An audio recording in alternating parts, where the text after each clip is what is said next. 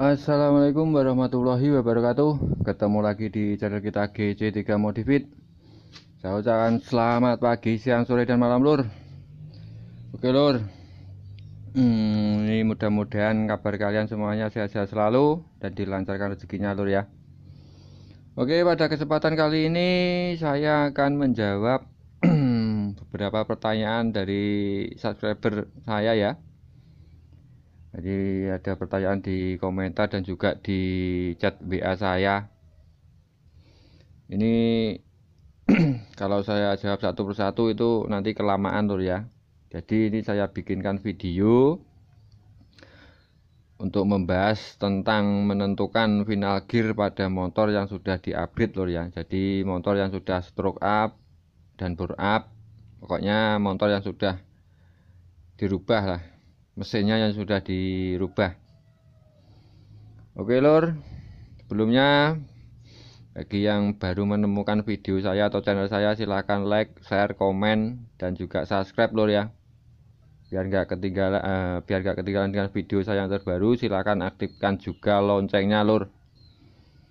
Oke lur. Oke, jadi cara menentukan final gear pada motor yang sudah upgrade itu gimana ya? Itu sebenarnya juga sulit kalau dijabarkan lur. Karena itu nanti banyak sekali faktor yang mempengaruhi ya. Itu sebenarnya memang ada rumusnya lur. Jadi menentukan final gear, jadi gear depan sama belakang itu ketemunya nanti berapa mata, itu memang ada rumusnya. Tapi rumus itu untuk motor standar lur, cocoknya untuk motor standar. Jadi ketika kita melakukan perubahan atau penggantian diameternya pelek sama roda, itu kita harus mengganti juga final gearnya. Nah itu kita bisa menggunakan rumus, tapi rumusnya juga lumayan jelimet lur. Tapi itu hanya untuk motor standar. Kan diameternya misalkan dari 18 kita rubah menjadi 17 diameter peleknya sama rodanya. Jadi tinggi rodanya nanti berapa, kemudian perbandingan final gearnya yang sebelumnya itu berapa, kita cari final gear untuk penggantinya setelah penggantian pelek tersebut. Itu ada rumusnya, dihitung bisa, tapi itu untuk motor standar. Dan kali ini saya tidak membahas untuk motor standar ya, karena kebanyakan di sini pertanyaan-pertanyaannya itu untuk motor yang sudah upgrade lur. Nah, kalau motor yang sudah upgrade itu nggak bisa kalau kita berpatokan pada rumus. Sebenarnya angka patokannya itu nggak ada. Jadi berdasarkan hasilnya mesin itu tersebut ya, karakter mesin tersebut seperti apa. Jadi seperti itu ketika kita menentukan final gearnya, angka final gearnya. Jadi gear depan berapa, gear belakang berapa, tergantung speknya mesin tersebut. Oke, jadi dalam menentukan ukuran final gear itu nanti hal-hal yang mempengaruhi ya. Jadi beberapa aspek yang menentukan. Jadi banyak hal ya yang menentukan itu untuk ukuran final gearnya. Terutama itu karakter mesin ya lur ya. Nah, karakter mesin. Kalau misalkan ada dua mesin ya, atau dua mesin yang cc-nya itu sama, misalkan 200 cc, saya tuliskan di sini ya. Misalkan sama-sama 200 cc. 200 cc. Yang satunya juga 200 cc. Ini mesin ke satu, ini mesin kedua ya. Nah, kemudian ini yang pertama ini masih standar lur. Semua itu masih standar. Jadi baik kompresi, baik knock-on as dan lain-lain, worting itu standar. Kemudian yang mesin kedua ini sudah dilakukan perubahan. Jadi ada knock-on as yang dirubah, sudah modif. Kemudian porting sudah dimodif juga, diperbesar. Kemudian kompresi juga sudah ditinggikan. Nah, dari ketiga spek ini ya, ini sudah mempengaruhi karakter mesin. Jadi meskipun cc-nya tetap sama 200 cc ya, tapi karakter mesin ini jelas beda jauh lur. Jadi nggak mungkin lah kita pakai final gear yang ukurannya sama dengan yang standar tadi, kan nggak mungkin. Nah, misalkan yang standar ini ukurannya 1441. Nah, kemudian di motor yang ini yang sudah ada, yang sudah dilakukan perubahan, kan nggak mungkin kita pakai 1441. Pasti motornya akan ngejer, PM-nya, tenaganya cepat habis, jadi kurang panjang, itu pasti. Bisa dipahami ya dari perbedaan ini, meskipun cc-nya sama 200, tapi ada perubahan di sini. Jadi final gear-nya tentu gak akan sama. Nah, dari situ lur. Dari situ kita sudah memahami. Jadi menentukan final gear itu tergantung perubahan atau karakter mesinnya. Nah, selanjutnya ketika kita membangun sebuah mesin ya, menentukan karakter mesin, itu juga ada beberapa hal yang perlu kita perhatikan. Jadi kita sesuaikan. Oke. Ini yang saya sampaikan ini berdasarkan pengalaman saya loh ya. Jadi saya sering bikin mesin atau merombak mesin itu seperti apa tekniknya. Jadi ini pengalaman saya, mungkin untuk pengalaman yang lain juga belum tentu sama lor ya, berbeda-beda lah, beda mekanik, beda pendapat, beda cara. Tapi ini yang saya sampaikan ini berdasarkan pengalaman saya. Jadi misalkan ini ada sebuah mesin minta di-upgrade lor ya. Jadi yang pertama saya perlu ketahui, yang pertama itu motor itu diperuntukkan untuk apa gitu loh. Nah, motor itu diperuntukkan untuk apa? Jadi misalkan untuk perjalanan jauh ya, untuk perjalanan trek jauh. Kemudian atau untuk sering dipakai untuk daerah pegunungan atau tanjakan.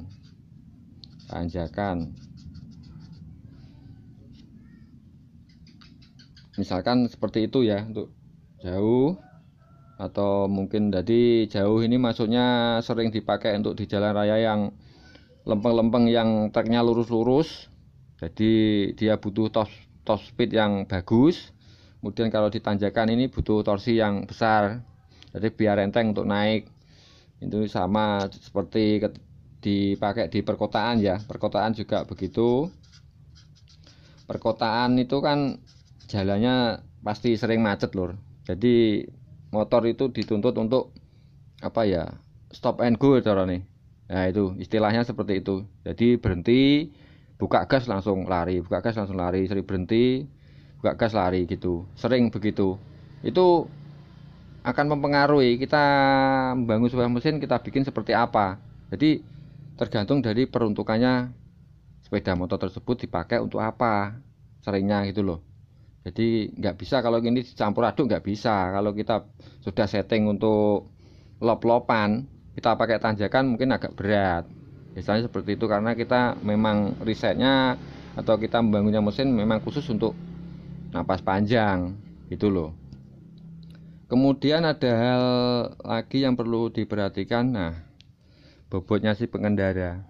Nah, jadi bobotnya joki itu juga pengaruh seberapa berat nanti yang mengendarai motor ini. Bobotnya itu juga kita perhatikan.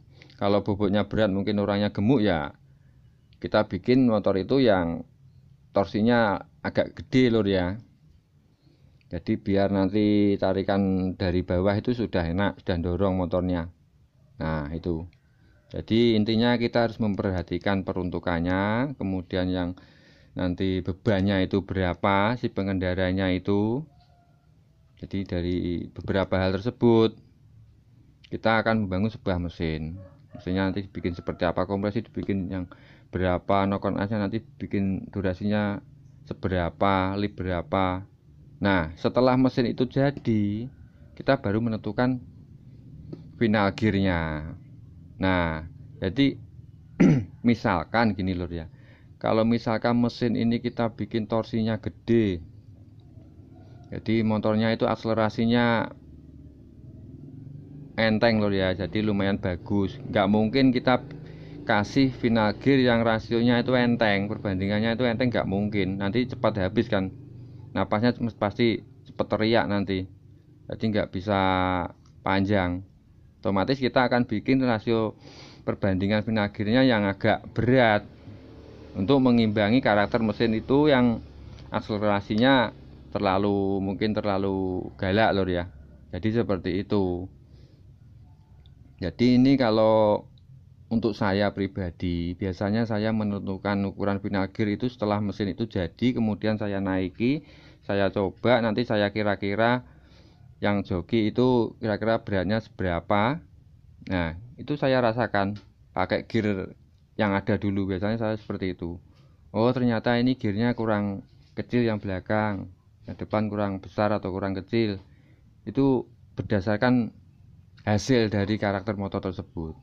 Jadi biasanya seperti itu saya cara setting final gearnya. Oke, dari kesimpulan tersebut cuma saya juga mau berbagi untuk masalah angka-angka yang sering saya gunakan ya untuk ukuran gear. Jadi angka-angka, jadi ukuran gear depan berapa, belakang berapa yang sering saya pakai berdasarkan hasil riset saya ya, ini berdasarkan pengalaman saya. Jadi misalkan kalau untuk yang sering itu untuk mesin yang speknya Tiger tapi langkahnya dibikin 69, sekitar 69 ya. Langkah 69 untuk pistonnya itu masih standar Tiger, diameternya 63,5, sekitar segitu ya. Jadi cc-nya ya sekitar 200 lebih lah. Mungkin 216, 220 sekitar segitu. Dan spek mesinnya itu menggunakan semuanya Tiger. Jadi mulai drag gear, rasio itu Tiger lor ya. Itu ketemunya gear yang sering saya pakai itu ukurannya yang depan itu 15. Nah, jadi ini untuk spek yang langkah 69 ya, sekitar 69 lor ya. Jadi mungkin sampai 69 atau 70 lor ya. Ya lebih sedikit gak masalah. Cuma itu perkiraan. Kemudian untuk pistonnya masih menggunakan standar, diameternya 63,5, sekitar segitu, mungkin 63,5 sampai 65 ya. Mungkin kisaran di angka ini. Ini yang saya gunakan untuk depannya itu 15. Kemudian yang belakang itu 38. Nah, itu ketemunya sekitar itu lur. Ini menggunakan semuanya Tiger lah ya. Jadi untuk drag gear juga Tiger, drag Tiger, rasio juga Tiger. Saya menggunakan ukuran final gearnya 15 banding 38. Itu ketemunya biasanya segitu lur. Ini kalau saya. Kemudian kalau misalkan sama-sama langkahnya seperti ini ya, misalkan speknya langkahnya 69 sampai 70, diameter pistonnya 63,5 sampai 65. Tapi drag gearnya itu pakai MP misalkan yang 21. Jadi sebentar ya. Ini mungkin bisa untuk jadi patokan lor ya. Jadi mungkin naik turunnya nanti ya berdasarkan karakter mesin kalian sendiri ya. Dan ingat ini semuanya nokenas juga sudah rubahan semua lur. Ini berdasarkan itu. Jadi kop itu sudah rubahan semua, nokenas rubahan, porting cuma klepnya masih standar. Ukuran klep standar, cuma sudah porting, nokenas sudah dimodif. Dan rasio juga MP. Rasio juga MP. Itu ketemunya final gearnya itu 15 36. Nah, itu. Ini kalau pengalaman saya ya. Itu sekitar segitu. Ini untuk motor-motor CB ataupun GL atau Tiger yang mempunyai spek seperti ini ya. Jadi saya menentukan itu berdasarkan hasilnya motor itu sendiri. Jadi karakternya seperti apa, yang sering saya gunakan ukuran segini. Tapi itu tadi juga kembali lagi ke peruntukannya. Mungkin kalau yang sini mungkin sering dipakai nanjak ya kita naikkan sedikit yang belakang biar ketika nanjak itu lebih enteng, nggak terlalu berat, itu juga gitu.